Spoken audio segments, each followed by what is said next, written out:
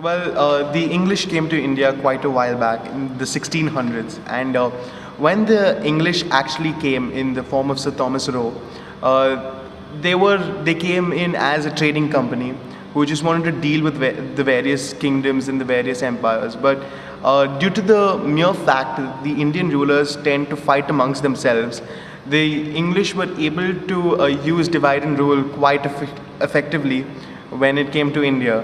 And hence, what was once a trading company went on to become a very formidable political force, which then went on to become the India, the English colony.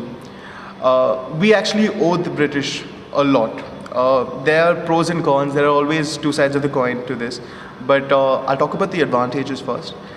Without the English, there wouldn't be an India, because before the English came, there were just independent princely states that were not unified, did not have a unified spirit, and were in effect independent.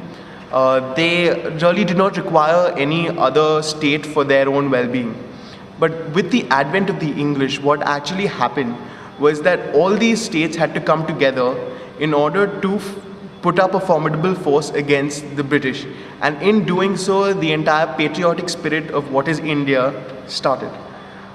Secondly, and I think this most importantly, the English gave us cricket.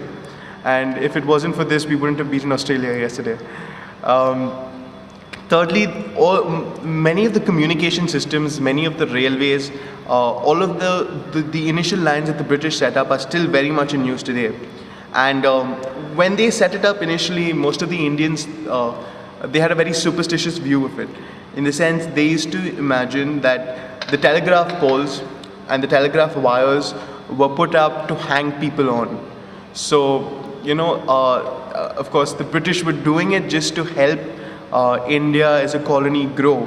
However, due to the slightly superstitious minds of the Indians at that point of time, that it didn't really work out the way they had planned. Also, the English gave us the English language, which I feel right now in today's world is the most important language to know. Because in many countries, I understand that they will not speak English and they will not understand English, but in most countries, they do. Also, in a platform like the United Nations, English is one of the better languages to use, though of course the official languages of the United Nations extend to about 5.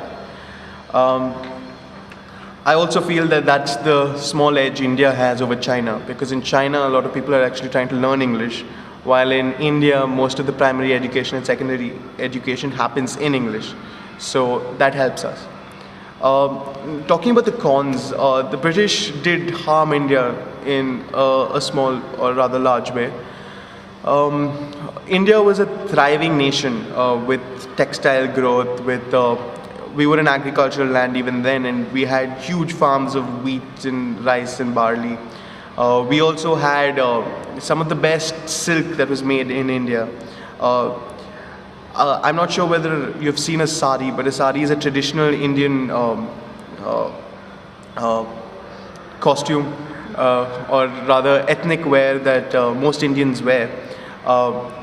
They used to say that you could take the entire sari and put it right through a small ring, the silk sari that was used, and you could pull it right through.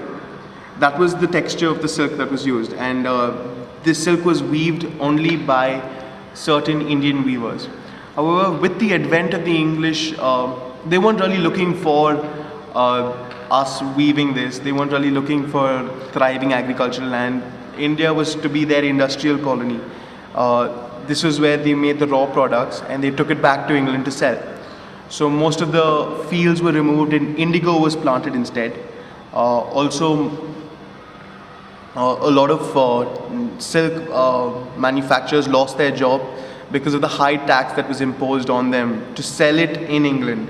Hence, in England, it was easier to buy something that was made off the machine than made by a weaver sitting in India, even though the quality might differ.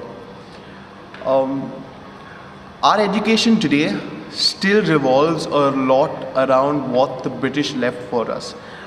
We follow the Cambridge board, which is now the ICSE or ISE board, which is modeled around the entire English syllabus or the English that was sent back. The ISE and ICSE board is very challenging in its English specifically. We do quite a few Shakespearean plays in its original text. We also have quite a few poems, poetry, and our English language, that is our English grammar segment, is separated into comprehension, report writing, and then your general grammar and compositions and essays and whatnot. To put it simply, the English did a lot for us, and the English also did a lot of good for us and a lot of harm for us. But I would have it no other way, because I personally want to do law, and the legal system that was left behind by the English is still in use today. And I am actually a great admirer of that legal system. So it makes my life easier to study law once you actually like it and love it. Like, for example, I don't think I'd ever be able to study about the United States Constitution and the Fourth Amendment and the Fifth Amendment and whatnot. Also, what do you think of Mahatma Gandhi? I personally think he was one of the greatest men that ever walked this planet. Mahatma Gandhi is a force unto himself without really being a force. At a time where basically violence sparked off only violence, he was the one man who said that he would fight violence with non-violence, or ahimsa. At that point of time in the revolution, the entire nature of the revolution was very violent. You had forces like Surendranath Banerjee, Bhagat Singh and Subhash Chandra Bose, who were in itself very aggressive. They felt that the only way India could win its freedom was by basically pushing the English off, physically, violently, whatever means necessary. Subhash Chandra Bose also went on to form the INA. But Mahatma Gandhi realized that the force of India lay in the Indians, and not in the fact that the Indians should take up arms, but rather in the fact that they shouldn't. When you have two enemies going off against each other, I think the best thing to do is to figure out what the other person does not know, because knowledge is power, and an absence of knowledge is fear. I think the English have never faced a force as non-violent as that of the force that Mahatma Gandhi brought about. Hence, they did not know how to go about tackling it. And because of that lack of knowledge, fear, a small amount of fear arose. And I think Mahatma Gandhi was very happy every time he was put in jail, because it just showed that it was working, that his method was working, and he was really getting under the skins of the British, because they weren't able to really tackle a non-violent forces yet. Of course, today, if the situation has changed a bit, if you look at Myanmar, the monks were a very non-violent force, but they were absolutely crushed by the junta in the Myanmar. So, I mean, the world changes. But at that time, Mahatma Gandhi was an absolute revolutionary. But to look at it in the Indian context, not everyone praises Mahatma Gandhi as much as they should. For example, there are quite a few people who will go on to say that Mahatma Gandhi was not the right man for India.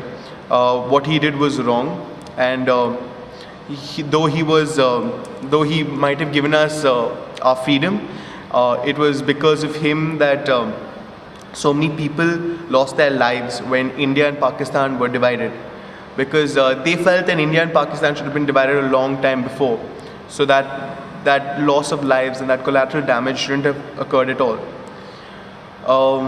But I honestly feel that those are baseless. The fact is that if there are if you can give 100 votes to a person, 99 might be for and 1 might be against. People tend to focus on the 1 against because it's unique in nature, but I believe that the strength lies in the 99. Mahatma Gandhi was a very, very great man. It is indeed sad that he wasn't awarded the Nobel Prize, Peace Prize, because I believe he deserved it, and also Mr. Jawaharlal Nehru, our first Prime Minister, both of whom who did so much for India, and Mahatma Gandhi is truly a great man.